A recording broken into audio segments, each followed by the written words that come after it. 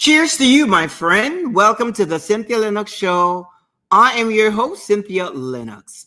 Today, we're going to unpack another episode of the journey of self-discovery. And for those of you that are new to the show, welcome. It's great to have you. And for those of you that follow me every week, it's good to have you back. And for those of you that are following me kind of like incognito, because, some of the things that I share here, sometimes they're very polemic and some people don't want to be known as subscribing to the references, the thoughts, and ideology that we share on this show. So, but for those of you that are new, you may ask, what is the journey of self-discovery? A journey of self-discovery is a process that we go through, a process of conscious awareness that we go through to discover our true authentic self so that we can live our lives organically and not performatively, so that we can enjoy the fullness of life, come alive and be ourselves and really take in and own the good things that life affords us. And not only that, but continue to attract. Why? Because we know who we are, we know the things that serves us, and we know the things we like, we know the things we don't like, we know how to set boundaries, we know the principles we set up for ourselves to live by, we know our worth, our values, the standards that we set up for ourselves. We know who we are. You would know who you are. You see, when you were born, you were assigned a nationality, you were assigned a race, you were assigned a religion, and you were assigned, a lot of cultural values and, a name, obviously, and cultural construct that you knew nothing about. And then you grow with an identity that is not truly who you are. You are shaped. You're molded. And I discovered that for myself. When I started my journey, of course, I did not, it wasn't something that was trending. It's just something that, I realized that I was living a life. Sometimes it was performative based on information that I absorbed from external sources, ideologies, belief system. And I subscribed to things that no longer served me. And there's great disadvantage with that, because what happens is that your life becomes limited. You limit yourself and you withhold your curiosity and your desire to explore and to know things and to grow and so forth. So there's a lot of disadvantage. And with it also comes, when you don't know yourself, most people lack direction. Why? Because they don't know where they're going. They don't know who they are. They haven't acknowledged their skills, their potentials, their gifts, their expertise, their ability to do whatever it is. They may have certain desires, but because of their social and cultural framing, they don't believe they should, or they don't think they can. Or you may not even dare to try, simply because you may be in some of you may live in a small town and your dreams are just so big. The town is too small to contain your dreams. So, but when you know who you are, guess what? Your mind will begin to explore. Your mind will begin to travel and take you places before you get there, so that you can become the fullness of who you are, your true identity, because therein lies your freedom, and therein lies the ability to live a fulfilled life, an optimum fulfilled life. But when you don't know who you are, you go through all these things: low self-esteem, relationship issues. You're easily influenced by people. Why? Because again, you don't know who you are. So it is important. It is important because if you don't know who you are, then you subject yourself to all these disadvantages. You become a people pleaser. Why? Because you haven't set boundaries and standards, and you don't know your worth. But once you know all of that, then you can show up in the fullness of who you are and be unapologetic. Not everyone is going to like you, but you are not present for people to like you. You are here to give your best to wherever you are, whether it's your family, your relatives, your friends. You are here to give your best to the world. And at the same time, you want to enjoy everything that life has to offer you. When you know who you are, another advantage is that you begin to attract. You begin to attract. Why? Because you're not following negative influences like you're not competing with anyone. You're not comparing yourself to anyone. You're not jealous. You don't have to be jealous. Why? Because you know who you are and you walk in your own uniqueness. You don't have to be envious. You don't have to be resentful of anyone. All those negative emotions, you really you dispel those emotions because why? You know who you are. So you come into that place of peace and joy. It's a balance, peace and joy. And you continue to attract that over and over and over again. Your self-esteem will rise, will just shoot up, your confidence.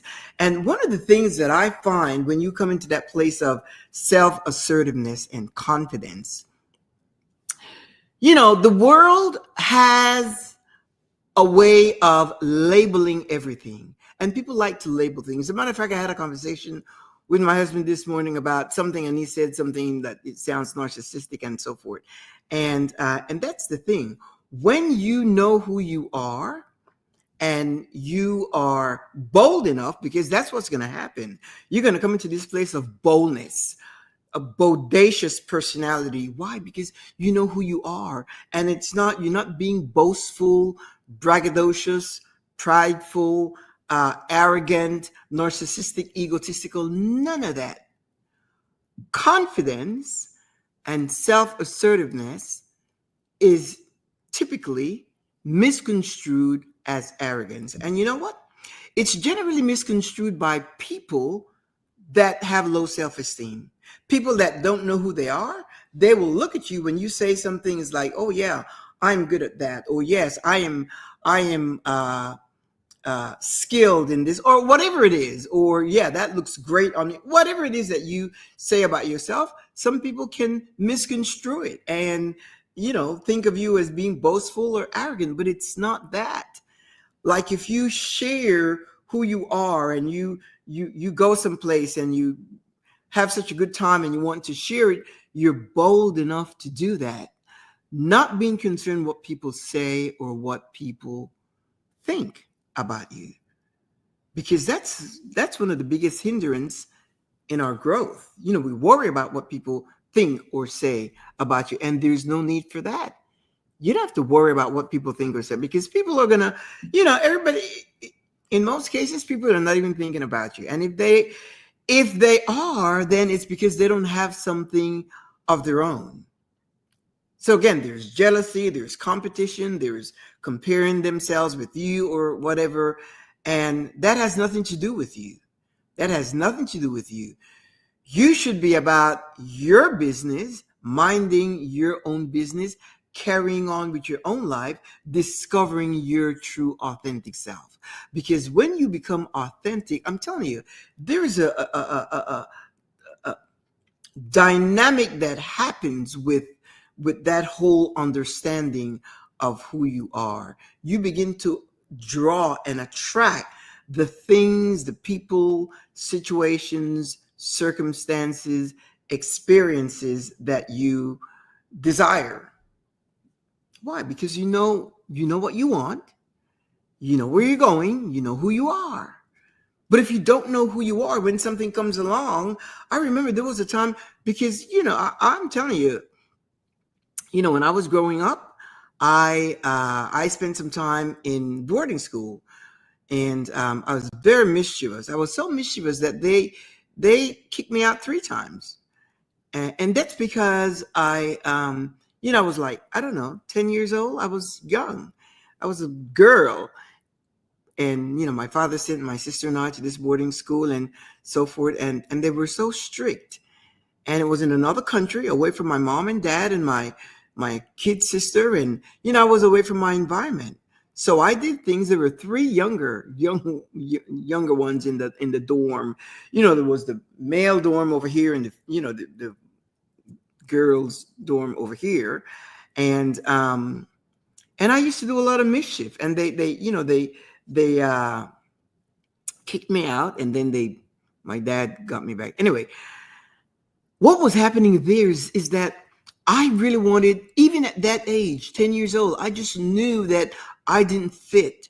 That was not part of my makeup. That was not part of my personality. That was not part of my MO. That was not my real and true identity. So I wanted an element of freedom to be who I am, because there were a lot of rules and laws and a lot of restrictions and just stuff that there are three of us, Ofma, Olga, and myself. And we just really just defied the rules and got in trouble. But again, and I grew, and obviously I came to a place where I kind of, start shedding the things that no longer served me. And then I fell into a belief system that, again, reshaped, my ideology on a lot of things, and my life became performative. Everything I did was according to this, was according to this, was according to this, and it was ruled by a book. It was ruled by guidelines and rules and regulations. There's nothing that I did that was authentic, that really came from me. And that's where you want to get. You want to get to a place where you can think for yourself, exercise critical thinking skills, apply to every area of your life, whether it's your health, your mental acuity, whether it's your financial life, your professional life. You want to be able to apply critical thinking skills in all area of your life. And at the same time, you also want to make sure that you can regulate your emotions, function with emotional intelligence, so that you will know how to manage life, how to handle life. People run around saying, life is hard. Life is not hard. Once you know who you are, and you know your strength, your power, your ability to think, because it all starts in your mind, your ability to think and to unpack things on your own. But you see, what happens is that when you submit yourself to adopt to whatever ideology there is, it's like somebody speaking politically. They said, I vote this way because that's the way I've always voted. My whole family voted this way, and this is the way I do. And now they are, regretting the way they. Anyway, I don't want to get into politics, but why did they do that? Because they were framed, they were shaped, they adopted a political ideology that is not. They did not even allow themselves the freedom to unpack, to decipher, to assess a situation, to exercise their own critical thinking skills, so that they could make an informed decision. They just went along to get along. And in most cases, we do that. Sometimes we do things to please people. We become a people pleaser. You may be married to someone that is, that has an alpha personality, and they are the dominant one in the, relationship and so forth. And they would say, I know a couple that, one spouse tells the other who to vote for. Imagine that. One spouse tells the other who to vote for, and that is not even like Maybe, perhaps, no. That's what happens. And imagine, when you're married, that's two adults. And imagine somebody telling you who you need to vote for, as if you don't have a brain. You can't be that connected to someone or so tied to someone that they're going to tell you what to do. Now, you can ask for someone's opinion, but once you become an adult, you take responsibility for yourself. You start to think for yourself. You start to exercise critical thinking skills. You start to reason. You start to use logic. You start to assess every situation and make decisions based on what you conclude from your assessment, your investigation, the information that you have gathered based on the situation that you're dealing with. And if it's the wrong decision, then you take accountability. But at least it was your decision. You can't say you made me do this or you made me do that. No, you take responsibility for the decisions that you make. So that is extremely important. That you come to a place where you're thinking for yourself. When I said earlier, lack of direction, if you don't have a sense of self, you don't really know where you're going. You don't know what you like. You don't know what's your favorite color, what's your favorite flavor, what's your favorite scent, what's your favorite aroma, what's your favorite food, what's your favorite dynamics in relationships, what's your favorite. You have when you take on a job, they would say, well, where do you see yourself in 5 years? Or where do you see yourself in 10 years? Or what are your career goals? And you may not know what some people say, well, I take one day at a time, or I just, in X amount of days, I want to become this, or you don't know. I remember when I wanted to get this position at this organization years ago, and I was qualified, but I always go above and beyond. I always go like for the gusto, and and go beyond sometimes what I may even qualify for. But I have always been successful in doing that. So anyway, I wanted this position at this organization, and they would not even look at my curriculum. They would not even, because that's not the way you got into the organization. So I decided that I was going to get in at an entry level. I decided that I was going to get in at an entry level. I was totally overqualified for that position that I worked. And I did. I was happy. They hired me, and I was happy in the position that I was, even though I knew that I was very overqualified, that I was overqualified for the position. I knew that. But again, I was in the organization. So here I am working at my desk one evening, because I had a late assignment. Anyway, one evening I was at my desk, and I think I was talking to a customer, and one of the managers walked behind me and stood. Now, I didn't know they were behind me, and I was talking to the customer, and I was so effective that when I hung up, they tapped me on the shoulder.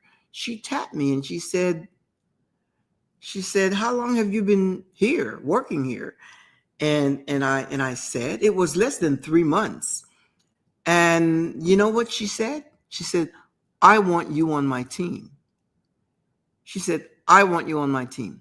She said, when you come in tomorrow, come to my office, and we are going to do some kind of a paperwork to do a transfer and so forth.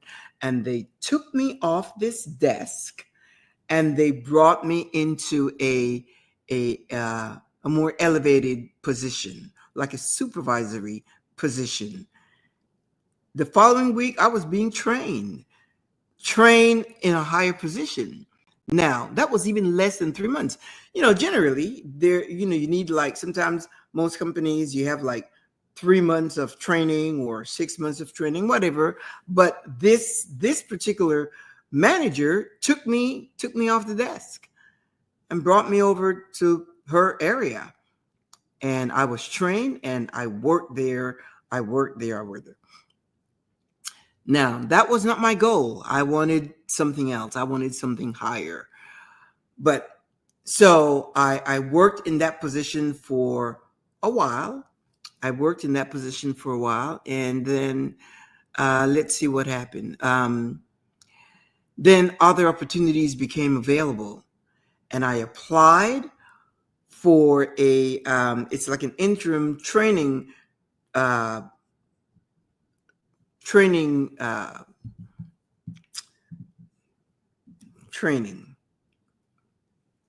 period to become a manager.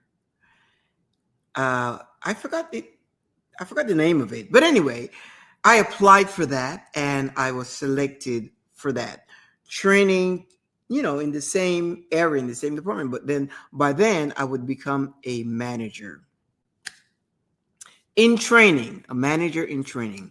So I did that perhaps for about a year or so.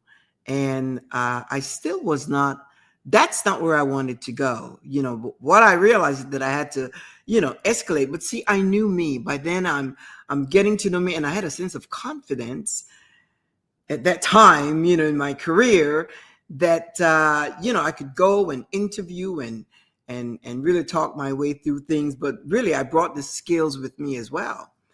So anyway, there was another department that opened in a bigger department where I would be a real manager. Not in this area, but in another department and in another building, totally different. If they hired me over there, I would become, one of the managers and so forth. So I applied for it and went and I interviewed and so forth. And the first time they didn't select me that first time. They didn't select me. And I don't remember what, reason they gave me and so forth. When I interviewed, a month later, they called me or sent me an email, whatever. They called me a month later and they said, "We want to have you back to interview again." And they brought me back, and I went through another interview, and they hired me. They hired me for the position, and I worked in that position. I loved it. I had amazing experiences. I grew. I got, my confidence grew. I had to make some hard decisions, and it was great. But you see, when I started there, I knew what I wanted. I had a sense of direction. I knew, now it wasn't the position that I wanted originally, but where I wound up, I loved it. I loved it. It was better than, being in some training capacity and so forth. No. I like where there was action. There was action. There were challenges. And, I had to make decisions. I had to think on my feet. It was a big challenge. But I knew what I wanted. If you don't know what you want, if you don't know who you are, what your skills are, what drives you, you can be influenced by anything. You will just take whatever. And in some cases, people move just because money, finances. I was one of those. I remember years ago when I lived in New York City, I switched so many jobs when I after college and all that, and I just switched jobs. You said, back then they had these recruiting firms and recruiting agencies, and they call it job placement agencies, recruiting agencies, and I would register with a lot of agencies, and they would call me because they knew that, that I was bilingual, that I, at the time, meet their EEOC and so forth, because I use that EEOC, equal employment opportunity. It's funny because I know one time I was in an interview, and I knew there were a lot of candidates, and the person asked me, uh, why do I think I'm the best candidate? I said, first of all, I'm qualified for the position, and I would like to work here. And I said, I'm bilingual, I'm female, um, and if you have a quota to meet, I'll fit your EEOC.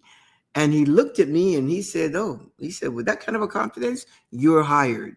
But the reason I went there is because that job was offering me, like, I don't know, $3,000 more than where I was.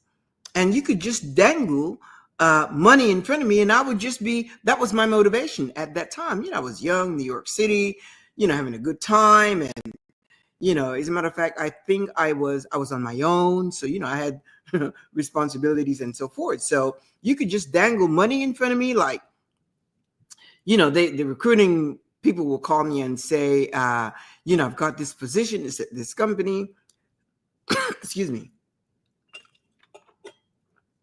these are the benefits and so, and they're offering like, $4,000 more than you're making.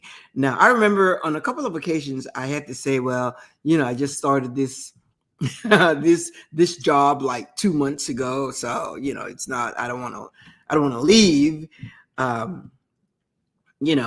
my standards there. I didn't want to leave after 2 months. And then they said, okay, well, I'll call you back in about 6 months or 8 months or whatever.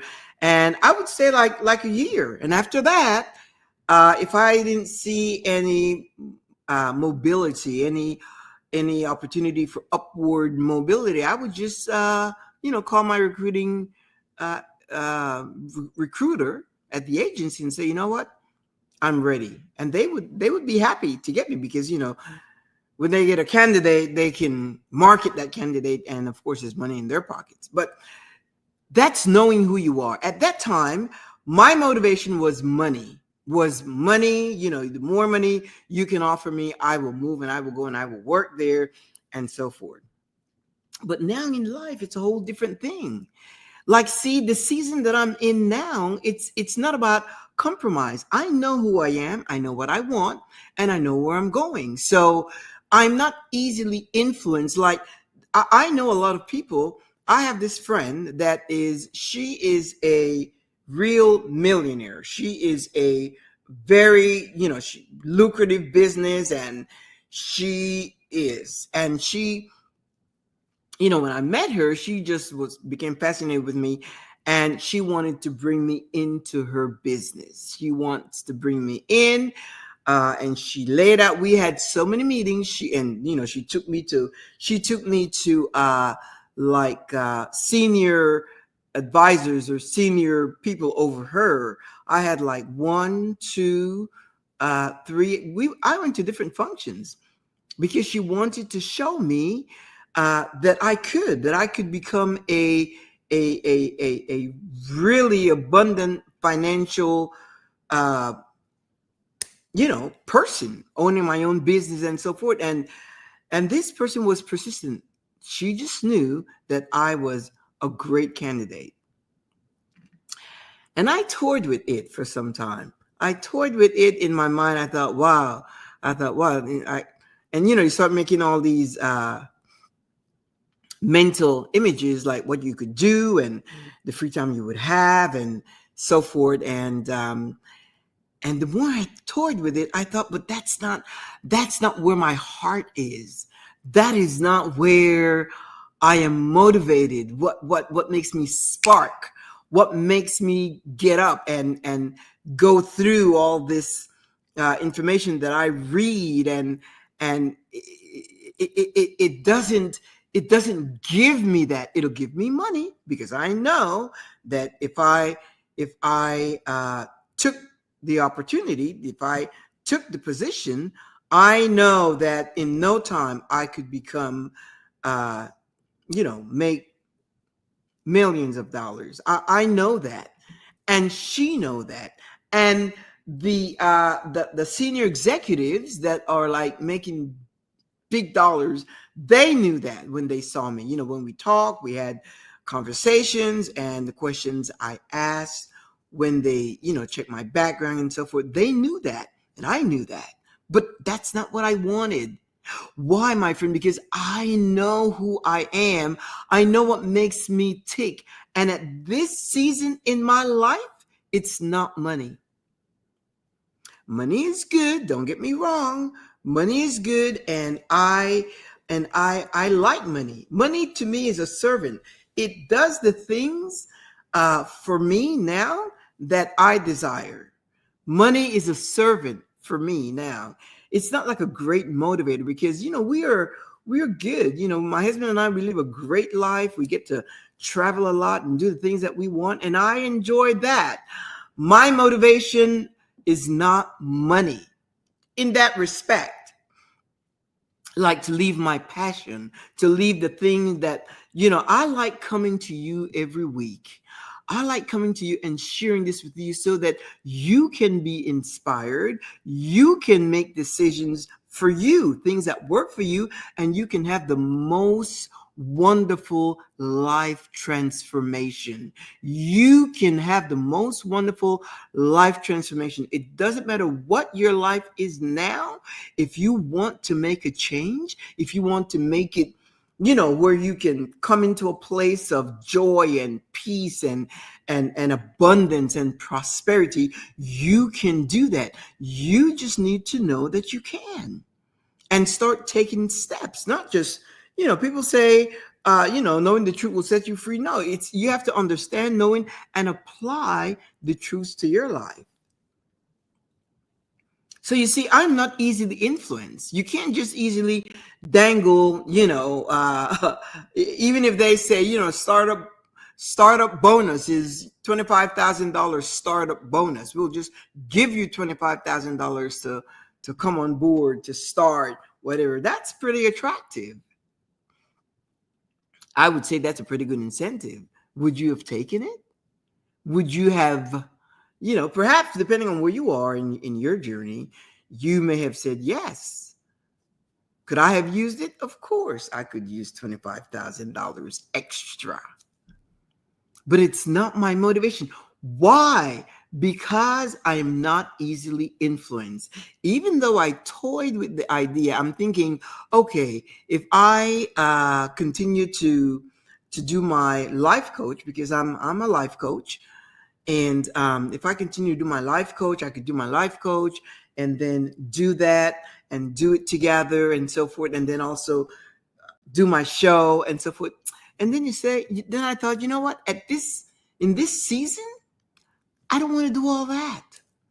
I do not want to do all of that. When I left corporate America, that was it. I left all that stress, and I enjoyed it for many years. I enjoyed the stress. I enjoyed having to make those tough decisions. I enjoyed, the place I worked, the company. I had wonderful years of experience where I, in that organization. But then I didn't want to go back into the corporate setting at all. That's why. I know what I want. I know who I am, and I know where I am going. And that's where you need to be. And I'm just sharing this with you. I'm telling you what I did, what worked for me. But you have your own story, and your story, you have to understand, your story is valid. Your story has worth, has value.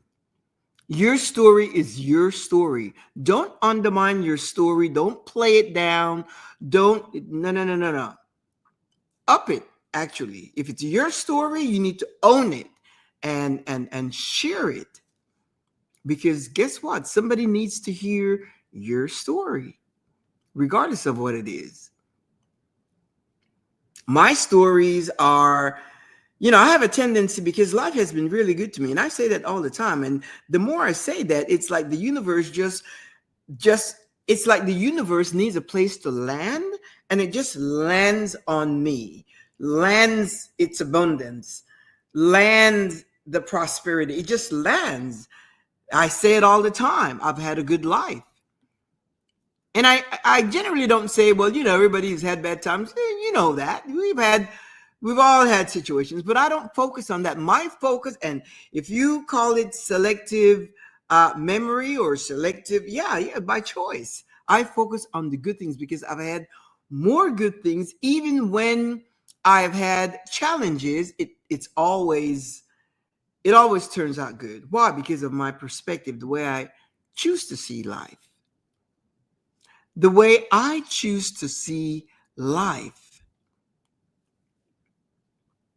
One of the disadvantages of not knowing yourself, emotional instability. It puts you in a place where you don't know how to regulate your emotions. You have a situation come up and you don't know how to handle it. You don't know, you're triggered by things. You don't know how to regulate your emotions, your triggers. As a matter of fact, I had a person that I know on social media, and we were very close. We were very, very close. And it's somebody that I really liked. And we used to talk a lot. And one day I realized that, that person disappeared from our connection. And come to find out, because I heard it after, that the things that I shared, because see, I was going in a different direction. My thing was is to tell you or to remind you of who you are and that you can go within to discover your own path. And as opposed to that person would always tell them, and you've got to do this and read this book and do this and do that and whatever. And it seems like my message, overshadowed what they were doing, and they got triggered by the things that I was sharing, and they disconnected. And that's okay, because the period of time that we shared together, they were good moments. So I don't get attached to a situation to where I regulate my emotions. I don't get, I wasn't upset. I just thought, okay, the relationship has come to an end, and that's it. That's it. I detach and move on. But that happened. Why? That person was triggered. They were triggered because they thought the things that I was sharing, somewhat contradicted or overshadowed what they were sharing. Well, you can read as many books as you want, and you can listen to as many tapes and this and that and so forth. But what is important to know, my friend, what's important to know is that you've got it on the inside. You are like a library. You are like a book of wisdom. You are like an encyclopedia. You have it within you. And once you know that, guess what? You'll start spending time with yourself or investing time with yourself.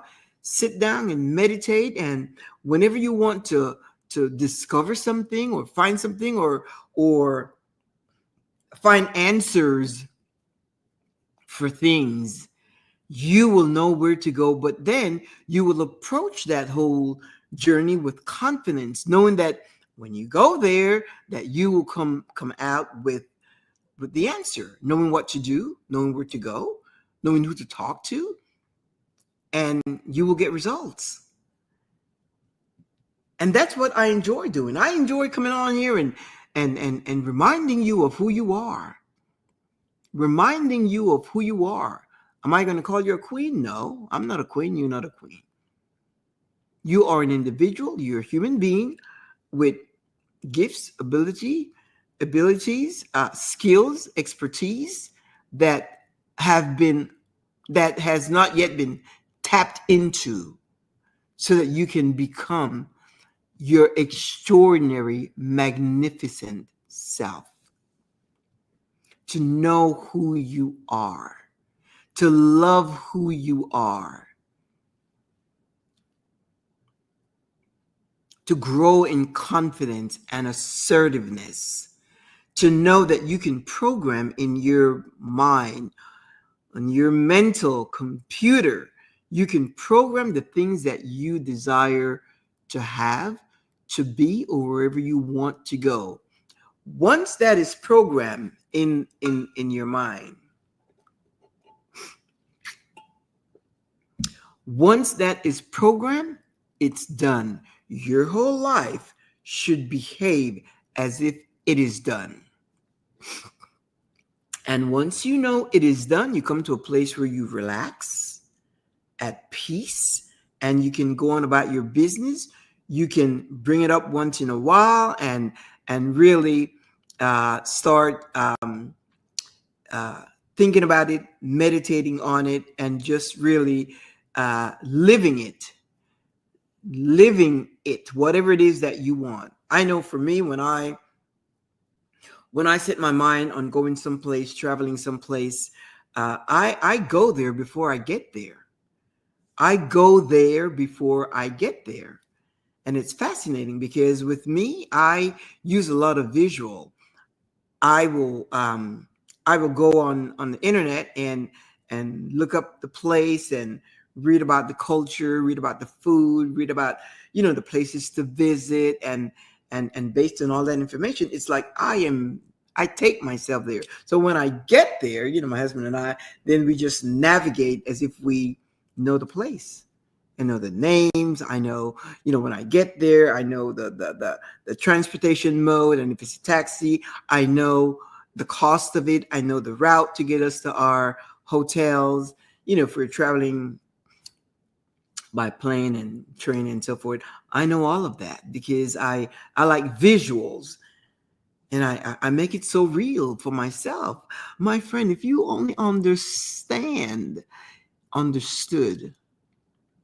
the power that's within you, the power that you possess, you will realize the advantage of going through this journey of self-discovery.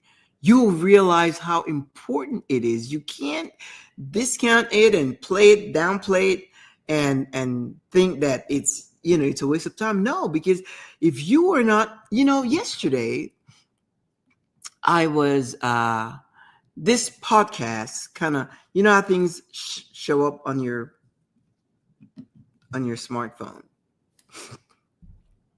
And this couple, a very young couple, when I say young, they're probably in their, I don't know, late 20s, whatever. And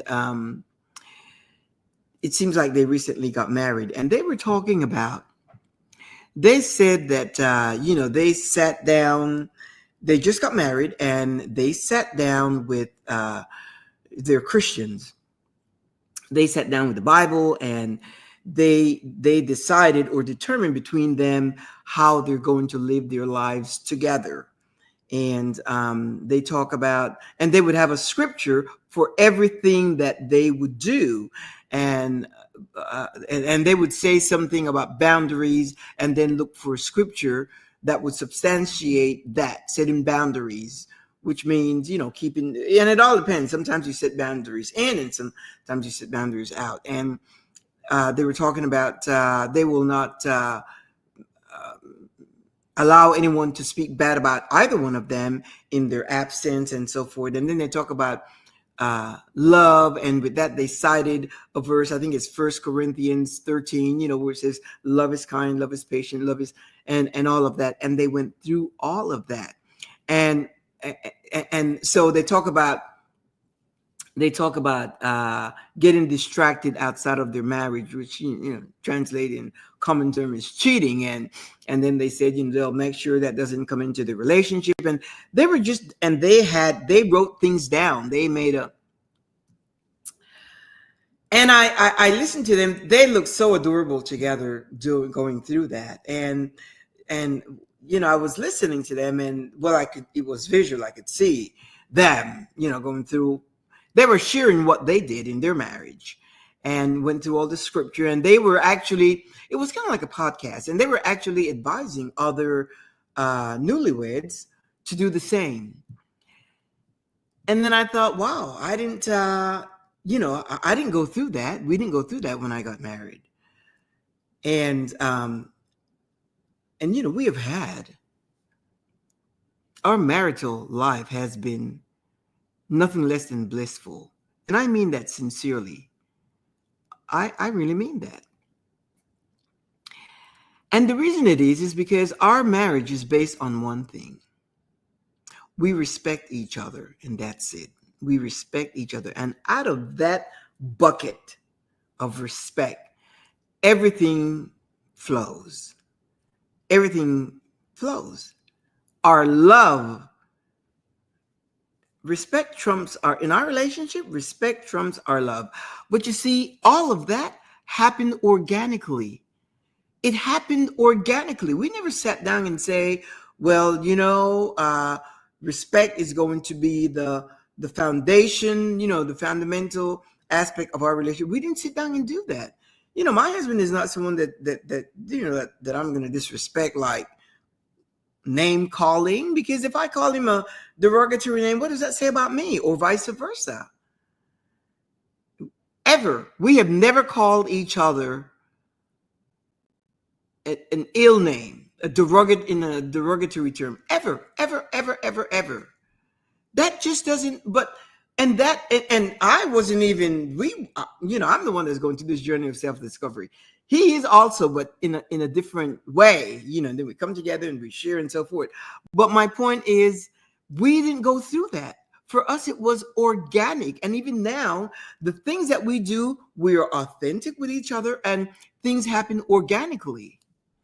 And interestingly enough, like when we go out, because we have friends that we socialize with and so forth, and when we go out, we both extroverted and social, and he may be over. We come to a place. Of course, if there's wine, we get a glass of wine. We cheers, and then we have conversations with different people. I don't have to be looking at him or him, he looking at me to see none of that. That's just why, because we respect each other. So I don't have to, do we ever have situations where we disagree or get, ticked off at each other? Of course we do. But again, that's where emotional regulation comes in. We don't, you don't call each other names or screaming on the top of, I'm not the kind of person you scream at. That just doesn't, so the point is, you can live your life organically, and that's the whole idea about this, because this way you avoid stress, and you're relaxed. There's peace, there's joy, and all of that. And at the same time, you don't have to remember what the book said about this, and you don't have to remember that, because what happens when you do that, it becomes performative. I remember, and we laugh about this all the time. I remember when I lived in New York. When I lived in New York, I was just wild. I just loved life and had great friends, from college, and we just did a lot of fun stuff. And I used to enjoy a glass of wine when I was, always. And when I was influenced by religious beliefs, I know the pastor, frowned on it, and they even preached about it, that it's not good to drink and blah blah blah and all that kind of stuff. So I stopped drinking at all. Everything, just stopped it. Did I still like one? Of course I did. When I met my husband, he wasn't that kind of religious, not like that. He subscribed to another, another more relaxed, freer type belief system. And he drank wine. And as we got to know each other and, started dating and so forth, then I started drinking wine. Not publicly, hiding, not publicly. I would not drink it publicly at all. Why? Because I was a hypocrite. It's not something that I wanted my church folks to know, that I drank wine. Imagine that. That's true. And as I continue to grow, to discover, come into the trueness and the freedom of who I am, then I shed all those stifling shackles of you can't do this, you can't do that, you can't. I shed all of that gladly, unapologetically. I just shed it. Of course, we left that circle about 16 years ago, but now I am into my true authentic self.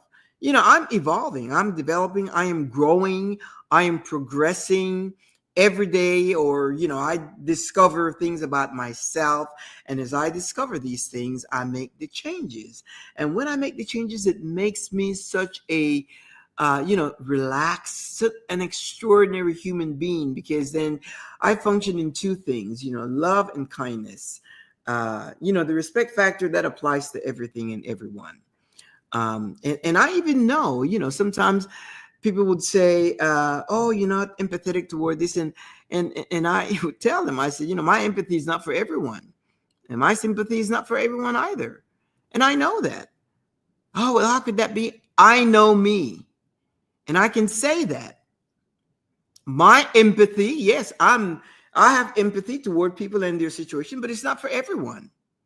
And my sympathy is not for everyone either. And that's okay. That's okay with me, because that's the way I have determined. I'm not just free for all. You have to have access. You give people access to you. Well, you don't give everyone access. Not everyone deserves access to you. And it's not because you're someone special. It's just because you have boundaries. You have boundaries. You know who you are, my friend. You know who you are. You know who you are. And you're walking in your true, authentic self. Do you feel the freedom that there is when you come into that place?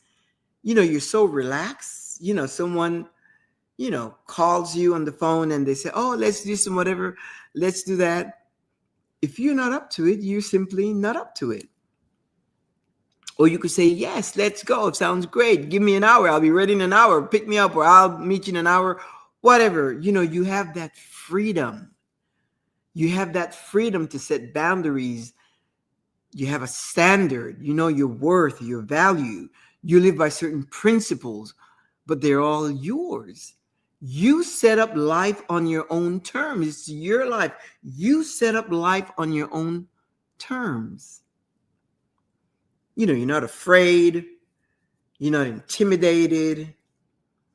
And whatever people say, again, some people may say, people will always have something to say, but it doesn't matter, because what somebody that criticizes you or judges you or think you're arrogant or boastful or prideful and egotistical, narcissistic, and all that, those are all labels people apply to you when they don't know who they are, and they're challenged by your sense of confidence and self-assertiveness.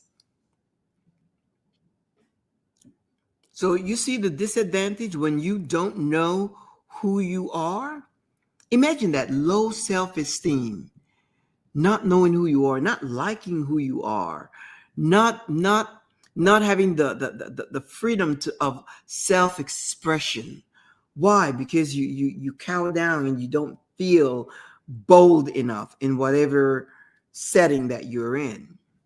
When you go a place, you come in and you command. Your presence is commanding when you have confidence and when you're assertive. And what are you going to do first? You're going to extend kindness, politeness, cordiality to everyone. It sets the stage for you. Kindness is it's like a booster. When you show kindness, can't go wrong with that. Can't go wrong with that. Now, if somebody doesn't respond, that's fine. I've had that happen. We were at this gathering a couple years ago, and it was all these people from different parts of the world and so forth, and it was great. And we were there and, meeting everyone, laughing, and it was just great. And then comes in this couple, and beautiful couple, and they just walked by. They did not even acknowledge us, and we were fine with that. And subsequently, we were invited to different gatherings of the same people, because they were like all friends, and we were the first time invites to that place, but we had kind of like, made friends or made connections that night. And we had made connections that night, and that couple saw us again. So we remembered what they did the first time, so we just ignored them. I mean, that was just natural for us. We weren't mad. We weren't upset. We weren't triggered. No. We just ignored them. And at that time, they tried to talk to us, but we didn't engage. There was another occasion at another person's house where they had this social gathering, and they came in again and saw my husband and I. They would always invite us to their things, the group, and they made such a concerted effort to talk to us. They did. And then, we responded. I started talking to the wife and so forth. And we, we were cordial. And that's as far as it went. We were cordial. And as a matter of fact, the wife needed some help in some kind of situations. And I lent myself to help her or to give her some ideas and so forth. And I was okay with that. But till this day, you don't get a second chance to kind of like be dismissive of us. It just doesn't happen that way. So that's why I say, my sympathy is not for everyone. My empathy is not for everyone. And, being friendly, extroverted, outgoing, and but I can, you study the room, and because you know who you are in control of you, not the crowd, not anyone, but of yourself. You are in control of yourself. This way, you don't have to leave there. Oh, can you believe they didn't talk to us? Or they didn't? No. You just leave, and you're fine with that. You are in control. My friend, I'm going to leave you with that. When I share this with you, it just kind of like, it's like I'm talking to myself. I like my shows, and I thank you for taking time to join me. I show up here every Thursday at 2 p.m. Central Standard Time, right here. Now, if you miss it, and if you can't make that date with me every Thursday, 2 p.m. Central Standard Time, you see the icons down here: Facebook, LinkedIn, and YouTube. You can pick up the show 24/7 and watch it. So now, I am also a life coach, transformational life coach. That's the whole idea. It's not to motivate you, it's to see a transformation in your life. If you would like to touch base with me, I do offer 30-minute complimentary chat. See what's going on and see if we're a good match, if our frequencies align. And anyway, you can write to me at info at thecynthialinoxshow.com and set up, I'll respond and we can chat or set up a time to chat and so forth. In the meantime, amigos, again, every Thursday, the Cynthia Linox Show at 2 p.m. Central Standard Time. In the meantime, have a great weekend. We have a fantastic weekend plan, and I'm excited about that. Whatever you do, remember, you got to go to work tomorrow. You go to work tomorrow, and then, the weekend. I hate that we almost live for the weekend, but it is what it is. If that's your life at this point, we'll make the best of it and just simply enjoyed. In the meantime, I will see you next week, same time, same place. Ciao, au revoir, hasta luego, hasta talun. Bye, amigos.